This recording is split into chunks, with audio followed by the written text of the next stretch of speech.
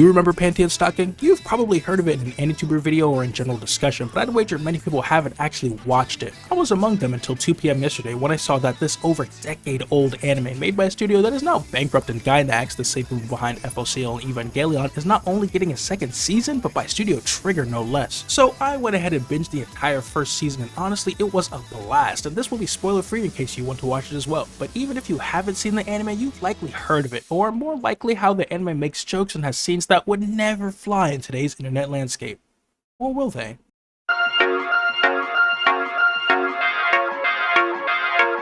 With Y2K and the World Wide Web, you'd think it'd be easier than ever to get a hold of new and exciting anime without people in your ear talking about how problematic it is, like pizza from Little Caesars. Yet, streaming services have become the new cable, and with it comes the same restrictions on what can be streamed, what subtitle translations are available, and ultimately what gets censored in the Western releases of these shows. Yet, even with anime seemingly only becoming more censored and watered down with each passing season, there are a few shows that dare to continue to push the envelope, from the direct-to-home video days of the industry where the only thing stopping you was the law and not big television networks or nowadays big streaming services, restrictions, or sensibilities. From gushing over magical girls breaking records to Jobless Reincarnation's first and second seasons being masterclasses of the isekai genre, Mappa flexing their creative muscles with the often overlooked but incredibly high quality The Iten Deity's no only piece to a show that took a shoestring budget and crafted a comedic masterpiece in Kamikatsu, Under Ninja, The Seventh Prince, heck even Edge Runners to some extent, are all shows that dare to be themselves amidst a growing culture wondering why many of these themes and tropes present continue to find their way into various shows. This is all even more pronounced with anime becoming a global phenomenon and reaching a wider audience than ever before. Now, let me make one thing clear. I don't think every anime should have similar tropes and themes, especially the ones that are off-putting for many anime fans, but what I do want are anime that can thrive in their target niches without having to worry about backlash caused by, for lack of a better term, tourists. Twilight Auto Focus is a very high-quality show, and it's decidedly not for me, and while I still can't scrub the Omegaverse and Tadima from my mind, there is a very clear audience for the genre that enjoys it for what it is.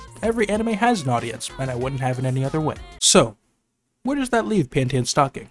Here's an actual customer out here. What's the best kind of firework to buy? Wouldn't you like to know, weather boy?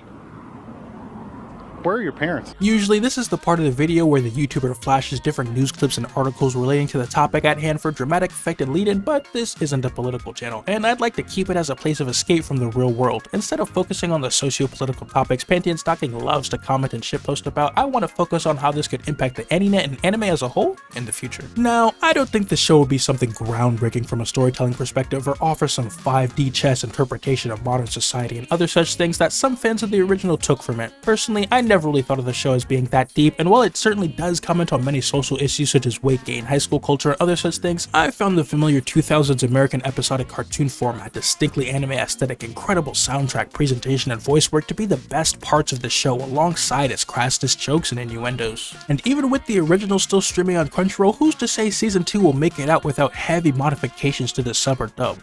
Honestly, Studio Trigger.